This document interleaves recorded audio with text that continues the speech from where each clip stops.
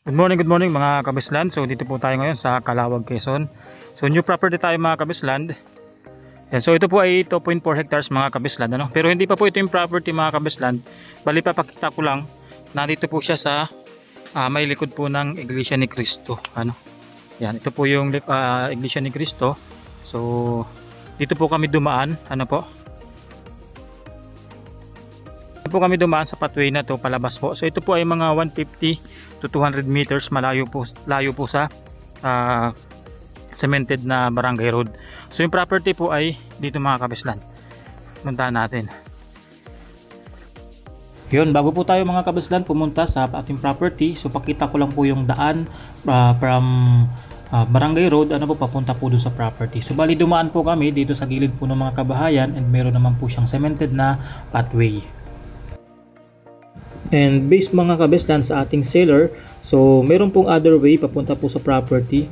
Yun po ay yung sa gilid po ng elementary school. So malapit lang din po yun dito. And yun, pwede daw pong ipasok doon ang sasakyan basta po malinisan lang po yung daan.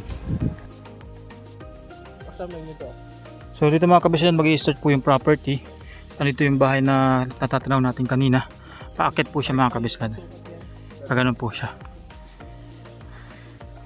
So ito mga kabisland ay medyo hilly yung part na to, ano. Wala po siyang masyadong nyug dito. Actually wala nga nyug na nakikita. Ano po. So bali maganda naman. Marami po siyang mga fruit bearing trees. Yan, oh, tulad po ng rambutan. Napakadaming puno ng rambutan po dito. Yan po mga rambutan po ito.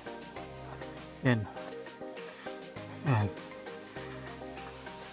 Tapos tinaniman din nila ng root crops dito, ano, sa area na to. So kahit medyo hilly siya, nagiging productive naman siya, no.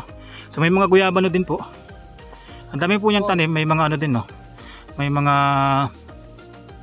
hardwoods, ano, tulad ng mahogany. So bali halo-halo ng mga kabisland yung ano dito, mga products o yung mga tanim. Yan. So meron ditong, ito ay clearing po ay. So ito po yung isa sa pinakamalawak din na area dito, which is maganda pong taniman ng mga gulay, root crops. Ito nga po, tinaniman na nilang sili dito. Ano lang yata ito. Marami siyang kamuti. Kaso, din na muna din, napabayaan na din po siya, no? So meron po siya ditong mga puno po ng ano, ng lokban. Yan. Tapos San Fernando ito. So ito naman mga kabisland, napabaya. Even doon na sa ngayon kasi medyo madumi, ano po. Pero may mga tanim po siya, ano. Yan, oh. Kaso napabayaan lang din. Tapos may mga tanim din ng mga nyug, na mga maliliit. Tulad po niyan. Yan, ano po. Halos linya-linya din po siya. Yung nyug po dito. Tapos ito naman po may mga puno ng saging. Yan. So medyo paangat lang tayo mga kabisland, ano. Paano po tayo pataas. Pero banayad naman mga kabisland. Yan, no. So kasama natin si Sir Idea Land. Yan. So medyo madamo lang siya dito. Kaya hindi natin masyadong maiikot. Yan. Ito po taniman ng San Fernando. Haron po yung mga sagingan din, ang dami na pong namumunga na saging.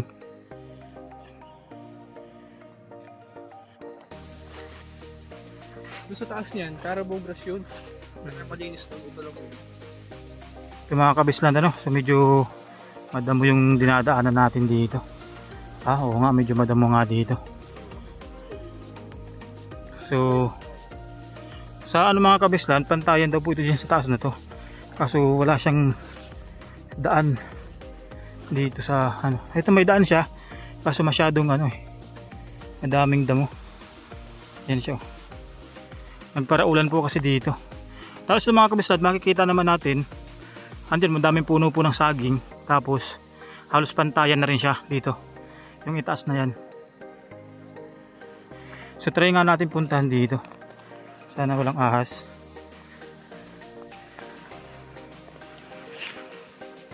Yan. So meron siyang daan dito. Ay kaso palusong na rin, no. Yan, so bali mga kabislan, hindi ko napuntahan po yung itaas ng property, ano po. So kasi sobrang damo na, kasi masyado pong nagparaulan dito. Pero ito po yung itsura po ng property dun sa itaas na part, ano po. Bali napuntahan po kasi yan nung kasama ko nung time na malinis pa, ano po. So ganito po yung itsura niya, halos kapantayan naman po talaga. Yan, so mga Carabao grass din po ito mga kabislan, ano. So yung ibaba po mga kabislan, nung malinis daw po yun ay slightly hilly po yun, ano. So ibig sabihin banayad lang yung pagkahili niya, kayang-kaya naman po siyang akyatin. And ang kagandahan po dito mga kabislan sa part ng itaas ng property is overlooking talaga siya, no. Napakaganda po ng ambience at napakaaliwalas po talaga nung tanawin.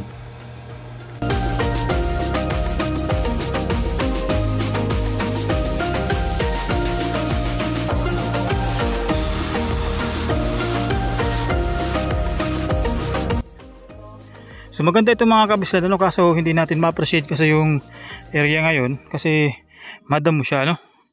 Yan, pero dito mga kabislan, napakarami pong tanim dito. May mga fruit bearing trees din, tapos mga puno ng saging. Yan.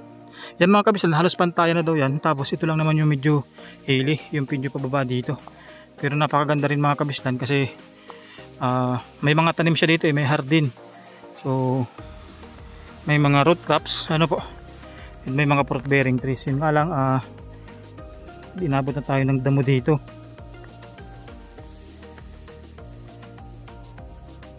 Yan. Yan, may mga nyug naman siya kaso hindi pa ganoon po kalalaki. Ano po. Yan, so sa mga kabislan po natin na naghahanap po ng small cut na property, ito po ay 2.4 hectares na malapit naman po sa mga kabahayan, kasi kabahayan naman na po yung tabing kalsada, ano, yung barangay road, tapos nandun pa nga po yung INC na church ng INC, ano po. Yan, so ito po pwede naman po ninyo makita, ito pwede nyo i-consider, tingnan nyo din baka magustuhan nyo kasi maganda po at ano malapit sa mga kabahayan din. Yun nga lang sa ngayon kasi pagpunta namin natapos pa lang din ang ulan, tapos yan medyo madami na rin damo, kaya madulas po yung daan, hindi po natin na masyado naiikot. So dito mga kabislan, andyan mga kabislan, meron dito yung dating pinagbahayan din yung owner, ano.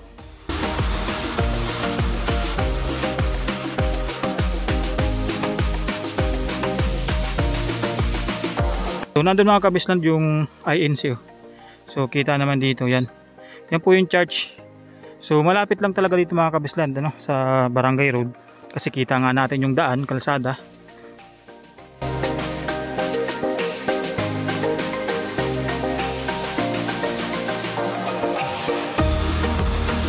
So ito daw mga kabislan, ano, meron po itong right of way sa likod ng eskwelahan. Tapos bali gilid ng school, bubutasin lang yon, ano, para makapasok po dito yung sasakyan. So okay din mga kabislan, no, kung ganun, kasi malapit sa school, then malapit po sa church, ano po, then malapit po sa mga kabahayan. So malapit lang din naman sa highway mga kabislan, no, kaya okay na okay din. So ito lang ang ano natin dito mga kabislan. So hindi natin masyadong naikot yung property kasi grabe po yung dulas ng daan and madamo na. Yan. Pero overall mga kabislan, ano, sa okay ang property, ano po, okay din naman yung place, hindi siya liblib.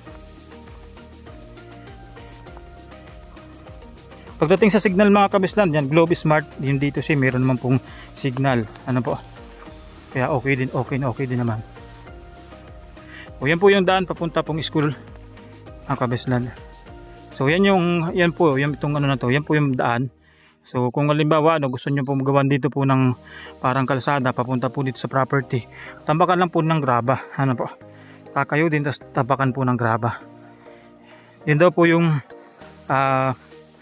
right of way, ano, papunta po dito sa property natin. Yan, ay mga kabislan, mga kabahayan na po yan, yung mga kabahayan na yan. So dyan tayo dumaan sa gilid, so na dyan na po yung paglabas ng property. So ito mga kabislan, itong dinadaanan natin, hindi na po ito yung property, no? So yun po yung property, yan sa likod, simula dyan sa bahay na yan, kasakop po yan sa bahay, ng harapan ng bahay, patpataas po gano'n, ano po. Ang ganda nito mga kabislan, overlooking to, kung dun sa taas tayo nakarating na tayo sa taas. Yun nga lang di po tayo nakarating. So yun. So kung meron po kayong mga questions mga kabisland, ano, kung meron akong mga bagay na hindi nasabi, yan, so feel free to ask lang mga kabisland. So message lang po kayo sa aking Facebook page, Viber, sa WhatsApp. Yan. And kung gusto nyo po makita ito, schedule po tayo ng tripping, ano.